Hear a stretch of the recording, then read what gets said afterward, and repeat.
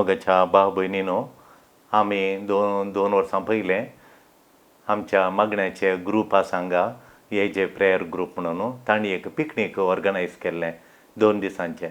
देखून आमी पुरा चिकमंगळूर घाटार वचून ती बाबा बुडनगिरी म्हणून सावथ इंडियांत तो हायस्ट पीक खंय तो हायस्ट पर्वत खंय तो वयर अति उंच पर्वत खंय तो थंय तांकां वचचें म्हणून आसलें आनी ती आमकां वळखीची आसली तांच्या घरा रावल्या.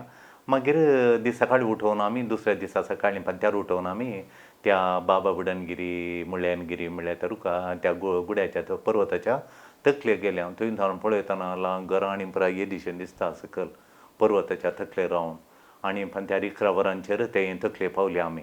आनी तेदोळा तो सुर्याची किरणां आनी बराबर सगळो गांव सगळ्यो भोंवतणेच्यो घुंवतना सगळो भोंवतणेच्यो पानोरमा म्हणटा ताका बारीक सुबीत तें एक वयर पातोरा त्या पातोराचेर एक 9-10 जाणां भुरगीं बसल्यांत तरणाटी बसल्यांत आनी ही पर्वता वयली सोबाय पळोवनचे बसलाक तांचे आयफोन काडून मोबायल फोन काडून मोबायलार पळोवन वगेत बसल्या उलयनात मोबायल तांच्या मोबायलार तियांत कालींग थोडी कालीं म्हणटात आनी आसतात.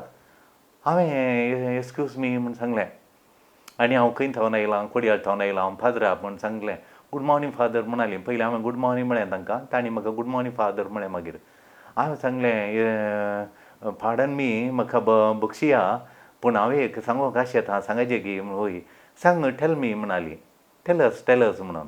देखून हांवें सांगलें तुमी खंय थावन पयस थावन आयल्यात ही सोबाय पळोवच्या खातीर आयल्यात आनी तुमी थंय ही सोबाय पळोवच्या खातीर पानोरमा पळोवच्या बदलाक तुमी ते मोबायल पळोवन बसल्यात न्ही. मोबायल तें मार्केटीन ती पळयत वो तें चरांडी कडेन रावणी पळयत वो तें खंय जाल्यार पळयत थंय मोबायल पळोवच्या खातीर आमी गुड्याक वयर पर्वताक हेजे गी तुमी वो ही सोबाय तुमकां मेळटा गी बरी करून पळया तुमी मस्त वेळ पळया ही सोबाय म्हूण सांगलें.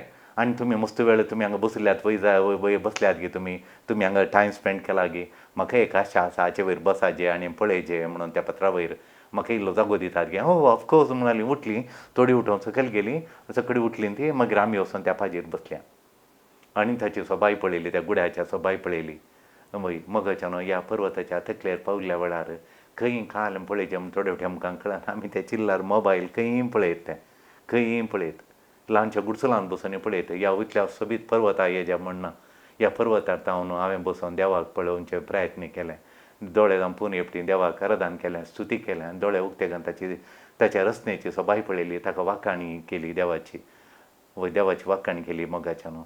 आनी मोगाच्यान कालें म्हूण सांगल्यार मनशांक एक वर्ते कश्ट कालें म्हळ्यार मोगाच्यान म्हळ्यार उगी ते कडेन बसचें आनी देवाची सोबाय वर्णूची पळोवची मनशाक कश्ट. एकलो प्रख्यात बरयणार म्हणटा मनशा कुळाची कठीण कश्टांची गजाल तांचो व्हडलो सामासो आनी तांकां मस्त कश्टांचो विशय जावन आसा. मनशाक व्हडलो सामासो व्हडलें प्रॉब्लेम मनशा कुळाचें म्हळ्यार एका रुमांत वगेत बसचें.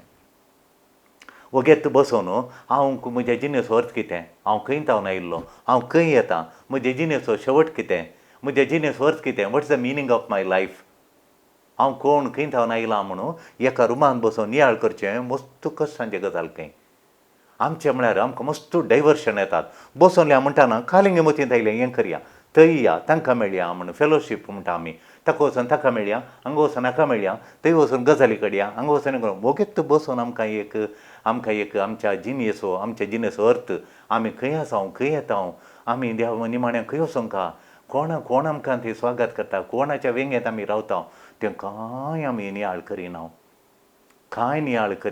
आमी फक्त आमकां डायवर्शन बसलें म्हणटाना डायवर्शन त्या मार्गा पळय रोड रिपेर करता डायवर्शन म्हणून नीटेच्या मार्गा गुणोवन दिता डायवर्शन म्हणून इंगड वचूं आमी तिशीन आमची जिणी जाल्या वय मोगाच्यान. आमी देखून आमचें डायवर्शन डिस्ट्रॅक्शन हेपटी उणें करचें. त्या बरयणाऱ्यान सांगल्या बरी मनशाच्या ती व्हडले समस्यो कश्टांची गजाल सगळ्या प्रॉब्लेमाक तांकां मेन कारण कितें म्हूण सांगल्यार तांचें एका रुमांत बसून तांकां ध्यान करूंक जायना म्हूण जायनातलें एंत व्हडलो समस्या म्हूण हें केल्लें जाल्यार संवसाराक खंयचीय प्रॉब्लेम आसतिना म्हणटा तो. ह्या नमणीची खरगां आसतिनात आमी बसून नियाळ केल्यार ही खरगां आसतिनात म्हणटा तो. ही खरगां येनात अशें जाल्यार तांची खरगां बिलकूल येतिनात म्हणटा तो. ही खरगां इतलीं आयल्यान जाल्यार आमी एका रुमांत आमच्या रुमान बसून वगेत बसून मौनपणी इन सायलन्स मौनपणी आमी हें बरो आमच्या जिणेचे अर्थ असो शेवट असो नियाळ करते आसल्या नियाळ करता हें आमचें प्रॉब्लेम जावन गेलां देखून मोगाच्या न्हू कितें म्हळ्यार आज समाज पुरो बंद जाल्या सगळी समाज बंद जाल्या society is in under lockdown आमच्या समाजीन पळय हांगा समाज पळय आमच्या भोंवतणी हांवें पळोवचें सगळी लोक घरा भितर आसा सगळे लोक घरा भितर आसा सगळे लोक घरा भितर आसा मोगाच्यान देखून सगळी समाजच बंद जाल्या सगळी समाज बंद जाल्या कोणाडे केलें करूंक वेव्हार करूंक जायना ह्या वखदा आमी कालें करया म्हळ्यार आमच्या रुमांनी बसून इल्लेशें ध्यान करया इल्लें ध्यान करया हांवें म्हजे कडेन थोड्यांनी फोन करून सांगलें कालें करचें म्हूण सकाळीं सांजेर म्हणसर वो तिसरो दीस कालें करचें म्हूण कळना पूण कालें करचें कळना देखून हांवें सांगलें हांवें चड मोगाची गजाल हांव कालें करता म्हूण सांगता हांव माथ्या वचो वांजेल वाचता येता म्हूण माथ्या वचो वांजेल बरो करून वाचीचें म्हणून आनी हांवें ह्या दिसान एक दिसा एक चॅप्टर काणयला जुवांच्या वांजेलांत 13 14 15 16 17 18 म्हणसर हांवें वाचीचें म्हणून बरें कर नियाळ करचें ह्या दिसांनी म्हणून लॉकडावन जाल्ल्या दिसांनी बरें कर मस्त वाचल्यार कांय वाचूंक गेल्यार जायना इल्लेल्यांत वाचून त्या शब्दांचो अर्थ त्यो जेजूचीं उतरां तीं पुरां मोगान नियाळ करचें म्हणून मोगाच्यान आमचे ते थोडे कापुजीन पाद्राब बारी मानाचे ते गणाचे आनी अर्थाबरीत जिणी जियेल्ले मागण्याचे पाद्राब आशिल्ले वय विन्सेंट लोबो कोलो मागण्याचो पाद्राब तो फादर हप्पू अपोलिनारीस मागण्याचो फादर युजीन रेबेल्लो कोलो मागण्याचो पाद्राब तो फादर रेमिजियस सिक्वेरा बरे मागण्याचे पाद्राब फादर थिओफिलास बेड्डार तो न्हिदोन आसतना सगळो दिसी मागणे देवाचे उतर ध्यान करचो मनीस तो हे पुरा मागण्याचे पाद्राब ह्या पाद्राबांचे कडेन उलयले म्हळ्यार ताणें सांगचें काय म्हळ्यार लेक्सियो दिविना म्हळ्यार कालें विसारचें हांवें म्हाका बरें करून अर्थ जावन जायनासलें देखून तांचे कडेन विसारचें तें कालें म्हणटात पळय हांव म्हणून आनी ताणें म्हणचें लेक्सियो दिविना म्हूण सांगल्यार ताणें म्हणचें घालें म्हळ्यार तें बारी बरें मागणें तें चकडान शिकया तुमी शिकया म्हूण ताणें म्हणचें म्हाका लेक्सियो दिविना म्हळ्यार आमची इगोर्मांत बारी एक रिलिजियस जिणेक सांगलें मागणें तें लेक्सियो दिविना म्हणून सेमिनारीन शिकयता तें लेक्सियो दिविना म्हणून आनी तें हांवें आदले फावटी आयल्या वार एक रितीर दिल्ली सिस्टरांक थंयसर हांव मालगडी सिस्टरां आसलीं ती थोडी मालगडी सिस्टरां आयली आनी म्हाका मेळ्ळी आनी म्हणाले फादर हें इतले फावटी आमच्या कानान पडलां पूण इतलें सोडोवन बरें करून अर्था बरी समजोवचें आमकां येदोळ सर कळीत नासलें तुमकां देव बरें करूं म्हणून मस्त मालगडी सिस्टरां प्रायवन सिस्टरां आयली आनी म्हणाली लेक्सियो दिविना विशयांत हें कालें लेक्सियो दिविना म्हूण सांगल्यार मोगाच्यान आमी कालें करचें म्हळ्यार हे देवा लेक्सियो पयलीं 4 मॅटां आसा त्या लेक्सियो दिविनांत पयलें मॅट म्हळ्यार वांजेलांतलें एक खंयचें इल्लेशें तुवें इल्लें एक पॅसेज काडिचें एक वपारगी एक काणी गितांतली ह्या जेजून सांगली उतरां इल्लेशें काडिचें तुवें वाचीचें तें वाचचें पयलें लेक्सियो म्हळ्यार वाचचें तुवें बसून मौन तरान इल्लेशें वाचचें वाचले उपरांत तातूंत तुका खंयचें जालें खंयचें तुका लायक जालें खंयचें तुका मोगाळ जालें खंयचें तुज्या मतींत लागलें तुका काळजा लागलें ताका खाली म्हणजे तो विशय तुज्या काळजान धरून खाणयता कालें धरून खाणयलें हें दुसरें एक वाचले उपरांत सकलें मेडिटेशन म्हळ्यार ध्यान लेक्सियो जाल्ल्या उपरांत वाचचें जाल्ल्या उपरांत रिडींग जाल्ल्या उपरांत ध्यान मेडिटेशन दुसरें मॅट तें ध्यान करचें तुवें ध्यान करचें म्हळ्यार मतींत आठोवचें ताचें उतार आठोवन तें तुवें उतार आठोवचें मतींत आठोवचें पळयात एक आमी कसाय दवरता कसाय करूंक दवरतात पुरो आनी 4 ग्लास उदक आसलें दवरुल्लें तें आनी वखदांचें पाळां तें कोले आलें पालो घालून दवरुल्लें तें उखोवन कसाय 2 ग्लासा दवरता 2 ग्लास 4 ग्लास जालो सोमार थोडे एका ग्लासा करचें म्हणटात तितलें उणो ल्हान उजार तें आठयचें रातीन करून दवरतली मागीर सकाळीं आमकां इल्लो कसाय दितली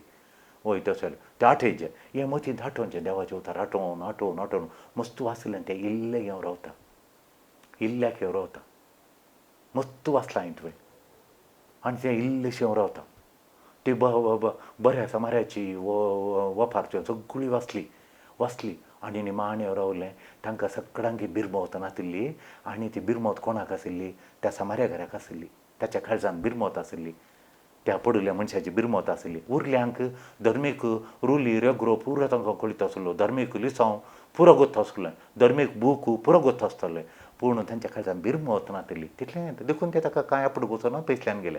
ह्या मनशाक देवाचे उतारांनी परत सड्डू ताका वाचून सांगलें ताका नातल्लें, ताका देवाळाक वचोंक नातल्लें. पूण ताचें तें देवाची बिरमत आसली, दया आसली, बिरमत आसली. देखून ताणें कुमो केली म्हूण निमाणें तुका ध्यान करताना ती बिरमत म्हणलें एक शब्द येवन रावता काळजान तितलें तें बिरमत.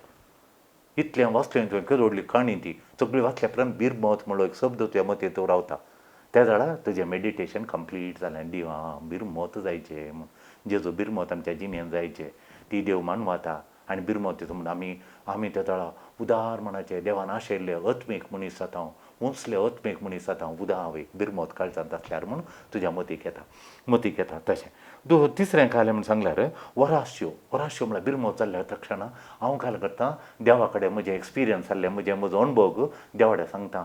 समया जायते फावटी हांव बिरमत दाखोवना, देखून कितले कडेन हांव बिरमत दाखयता आसतली पूण वराश्यो म्हळ्यार उलोवचें देवा कडेन, मागणें कर सांगचें देवा कितले फावटी म्हाका बिरमत जावयता आसलें, हांव बिरमतूच दाखोवना. देखून ह्या फुडां हांवें बिरमतीन चलोवंक म्हाका तुजो आदार दी पूण देवा कडेन मागचें. तें वराश्यो म्हूण सांगलें मागणें उलोवचें देवा कडेन. उलयल्या उपरांत म्हजो अणभव देवा कडेन सांगल्या उपरांत सगळें जाल्ल्या उपरांत निमाणें घालून वचचें कॉन्टॅम्प्लेशन म्हळ्यार आतां हांवें कांय करूं ना, हांवें सांगचें देवा सांगून जालां म्हजे कडेन कांय ना आनी कान करचें. देवान सांगता नायकाचें म्हज्या मागण्याक तो जाप दिता. देव जाप दिता. आसीच्या सान फ्रांसिसाक म्हणालो वच आनी त्या गतादानांतल्यांक तुजे कडेन आशिल्लें दी म्हणालो. सान फ्रांसीस गेलो आनी थंय आशिल्लें वस्तूर आनी परत आनी दुबळ्यान दान केलें. ताका बिरमतीचें देवान देणें दिलें आनी दाखोवन दिलें खंय आसात की. मातेर तेरेसाक अशें मागता तिका देव तूं मार्गार सोडल्या भुरग्यांक कोणी शिनांत तांकां तुवें शिशू भावना बांदिचें तितल्या भुरग्यांक हाडून तुजें तांचें पालन पोशण करिचें. तुवें त्या भुरग्यांक एक वागयचें आनी मोगान वागोवन तांकां तुवें ताका मनशाचें ती मान गौरव तुवें आनी तांकां दिवच्या बरी करिचें. तुवें तांच्या पांयार तुवें रावच्या बरी करिचें. मादर तेरेसा उठली आनी तेजेंच करून गेली. कोण देवान सांगलें आयकलें. देव निमाण आयकचें. हांवें कांय करूं ना. कॉन्टॅम्प्लेशन म्हळ्यार आयकोवचें. देव कितें सांगता म्हूण आयकोवचें मात. हीं 4 मॅटां आतां पळय सगळी समाज बंद जाल्या. बेश्टें मोबायलां पळोवचें, सगळो दीस टी व्ही पळोवचें, इरारकन काडोवचें. तें सांगतना मती बेजार जाता. काल आज फाल्यां परवां तेन्ना ते टी व्ही सांगतात. देखून सड्ड पळोवन नजो आमी इल्लेशें गरजेचें इल्लेशें पळोवन बंद करून उडचें. सकाळीं इल्लेशें सांजेर इल्लेशें. सगळो दीस त्या वॉट्सॅपार बसल्यार कितले मॅसेज येतात कितल्यो येतात तें पुरो पडचें गजाल न्ही. इल्लेसो वेळ ताका दिचें पयसाचें उठाचें जाय तितलें करचें. मागीर हें करचें म्हणल्यार लेक्सियो दिविनांक करचें. लेक्सियो दिविनांक करियांक ह्या दिसांनी आतां आमकां पळय सडात कांय ना घरांत बसचें. देखून मग घरा बसता आसतना सड्ड न्हिदल्यार बरें न्ही म्हणटात. सडलें न्हिदचे वेळ मात येना तेजे 7 वरां 8 वरां मात पुरो. सगळो न्हिदून नजो आमी बसून आमच्या रुमांनी बसून आमी लेक्सियो दिविनांक करियांक. हांवें आज सकाळीं 2 पिटींग केलें. देवाच्यो 2 पॅसेज्यो केल्यो. मातयेच्या वांजेलात हांवें एक केलें, जुवांच्या वांजेलात हांवें एक केलें. बसून अशें लेक्सियो दिविना हीं 4 मॅटां आमी प्रॅक्टीस करया. त्या वेळार आमचें जिवीत आपुरबायेचें जाता. देखून मोगाच्यान ह्या दिसांनी आमी त्या भुरग्यांनी गेल्ल्या बरें करचें नाका. तीं भुरगीं त्या पर्वताच्या तकले कितले पयशे खर्च करना आनी ते मोबायला मोबायल फोनाचेर मोबायल पळयता. इतलो सोबीत पॅनोरमा देवाचें इशून पळयतना ते रूख आनी परत थोडे पाचवे थोडे रूख दोवेत जाल्यार पालयल्या दोवे पाले तांबडे पाले कशें दिसता म्हूण ना. 100 रूख तांबडे आसात, 100 रूख पाचवे आसात, 100 रूख एक दुसरो कलराचे हळडुवे कलराचे आनी थोडे सुकुल्ले तांबडे सुकले रूख तशें दिसतात. आनी कोली सोबाय तांच्या वयर पळयतना कली सोबाय आनी तिशींत हांव एक उदक पडटलें तेन्ना उदक पडचें नोव्हेंबरांत उदक पडटलें गुड्यार. तेजें झरीची वर ल्हान बरी जर दिसता आनी ती एक वज्राची एक सरी केल्ल्या बरी दिसता त्या रानांत. तें बरो सोबाय पळोवचे बदलाक मोबायल पळयल्यार जाता की. देखून मोगाच्यान आतां आमी कितें त्या भुरग्यांक केल्ल्या करचें नाका. वो आमकां मेळ्ळो टायम म्हणून देवाच्या मोगाच्या पर्वतार आमी बसले आमी चिंतया आमच्या रुमांत आनी हें लेक्सियो दिविनांक करया, देवा समोर गांठया आनी आमी आमचें जिवन फळादीक जाता, आमचें जिवन अर्थाभरीत जाता आनी आमच्या जिणेक मोल मेळटा. कंत बेजाराय पयस जाता. समाधान, सूख, संतोश, उल्हास आशिल्लें समाधान आमकां मेळटा. आमेन. हालेलुया.